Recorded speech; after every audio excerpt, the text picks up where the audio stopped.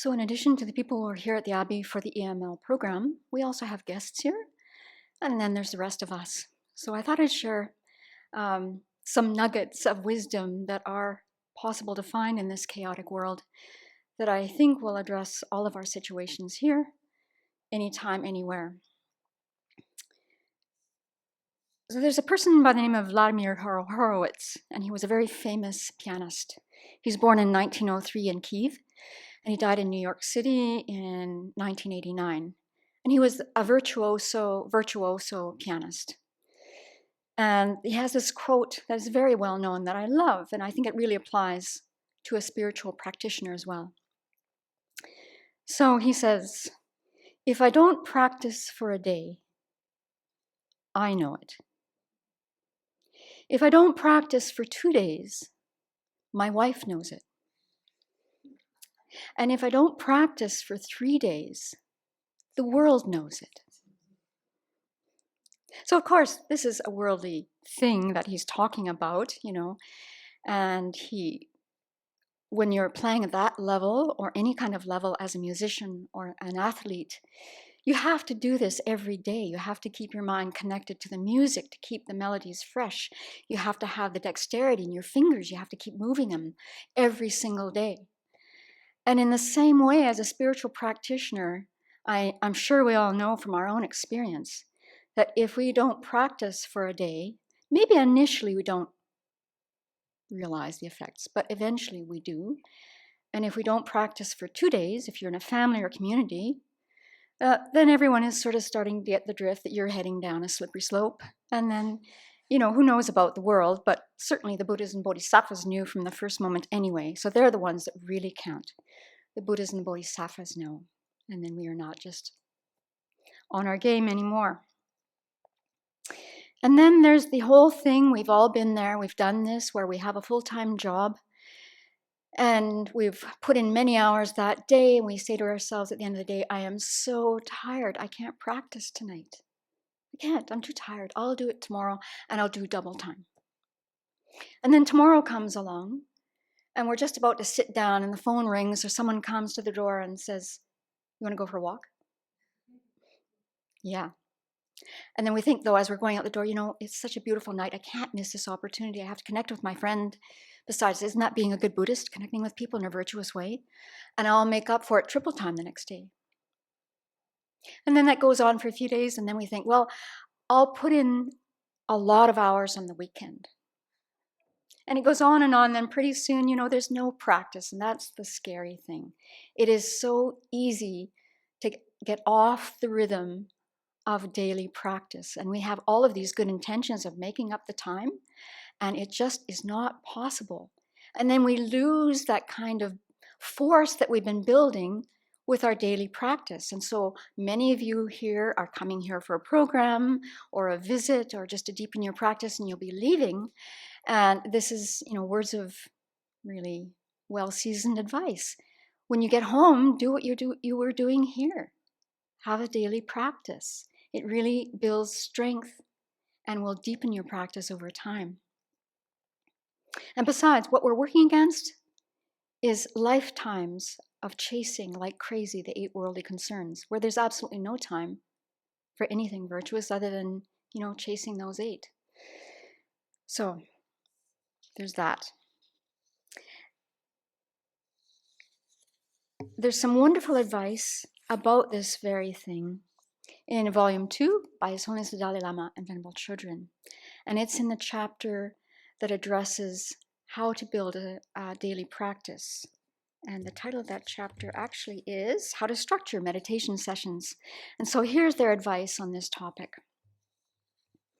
Our happiness and suffering is directly related to the objects our mind focuses on and our thoughts and interpretations of them. A mind habituated to focusing on our own or others' faults, exaggerating them, and angrily complaining about them is an unhappy mind. A mind steeped in seeing others' kindness, appreciating it, and wishing them happiness is a peaceful mind.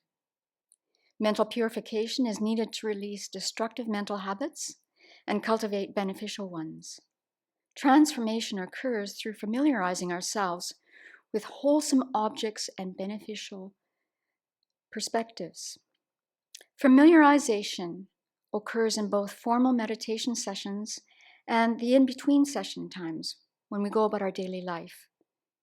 Because our unsatisfactory experiences in cyclic existence have no break, neither should our efforts to transform our mind and free it from afflictions. As long as we are under the influence of ignorance and karma, it is necessary to make continuous effort on the path and to discipline and transform our mind in both meditation sessions and break times. And then there's another quote that I've been searching for years. It's also from Vladimir Horowitz. I must have seen it in an interview or something, and it wasn't written down. But the essence of the quote was something to do with this, that, it's not that we make mistakes. Now, he was well known for making huge mistakes while he was playing. He was so passionate in his playing. And usually for a musician, this is the kiss of death. You don't make mistakes. But in his case, because he moved through those mistakes with such musicality, with such expression, then people could just live with it. He still had critics, of course, for that, but he played through the mistakes just with this musical mind. And so, of course, you might be thinking, I can't come to the Abbey and ordain until I've got everything worked out and I'm not making mistakes anymore. That is not so convincing, but you might think that. And so, of course, we'll keep making mistakes. And I'll give you a classic example that just happened. So in Ladakh, His Holiness was there teaching in front of at least 70,000 people. It was an incredible spectacle. I really admire the people who organized the whole thing. It seemed seamless. And at one point, His Holiness the Dalai Lama, it was pointed out to him that he missed some passages in giving the lung during Shanti Deva's guide to the Bodhisattva way of life. So did you see him do this? Oh, I'm the Dalai Lama. I messed up in front of all these people. Of course not. What did you see? It was this very smooth thing where this very kind and gentle assistant comes and points out the section that was missing. And without missing a beat, His Holiness goes on to read those passages that were left out in front of 70,000 people, not to mention everyone viewing online, not to mention all the tens of thousands of people that will see this, hopefully, for millions of years. And so what does it have to do with it? It has to do with our motivation and not taking ourselves so seriously. And if our motivation is in the good place and things are pointed out to us, then we just sort of move in that direction. And if we have some resistance to that, then we think, okay, here's something to purify. I'll work on this, and thank you very much. So it's not the mistakes we make. It's how we move through the mistakes. I'm going to give you a funny example right now. It's just sort of doing a tangent, which is modeled all the time here. So I feel like I can do this. I was at a concert once, and they have the main feature, the star pianist, usually in the second half of the program. So the orchestra is doing its thing in the first half. There's an intermission, then you go in, and then there's the big star. So the MC for the evening comes out and introduces the superstar pianist. And then the superstar comes on stage and everyone's clapping. And this fellow looks around, is smiling at, the adoration. He takes a bow. And then he looks over to where the piano should be. And there's no piano. Now, we've heard about prima donnas, right? He could have pulled a prima donna moment. And he just smiled. He bowed again. And he left the stage. So then there was a lot of flurry going on backstage. I don't know what kind of words were said. I don't know if people lost their jobs. But pretty soon, a piano rolls out. And the superstar comes out again. He's still smiling. He could have just said, forget it. I'm done. I'm out of here. Again, he bowed. The crowd goes crazy. And it was a fantastic concert. So, it's how we deal with mistakes of others, too. Are we going to make it a big, hairy deal? We can. We know how. We've done it forever. Why not do it a different way? And smile and bow and say thank you. So the last thing is a musical example as well. And the other morning, if you were in the Lam Rim meditation, I shared this. But the other thing that I think is very helpful for us is every day to do the 9-point death meditation. In particular, the second point, that the time of death is unknown. So this is a true story that happened July 22nd. This is in Munich, and the conductor by the name of Stefan Solstis. He's a prominent conductor, worldwide renowned. He's got gigs all over the world, has had gigs all over the world in Asia, Europe, worldwide for a long, long time. He's 73 years old. Usually conductors can go well into their 80s or maybe early 90s if they're in good shape. And he was just really, 73 is the new 50. Remember that. 73 is the new 50. And so he's conducting an opera on July 22nd. He gets to the end of the first act and he keels over. He collapses right in front of this filled opera house. So they rush him to the hospital. A few hours later, he was dead. Now that morning, that was not in his plan.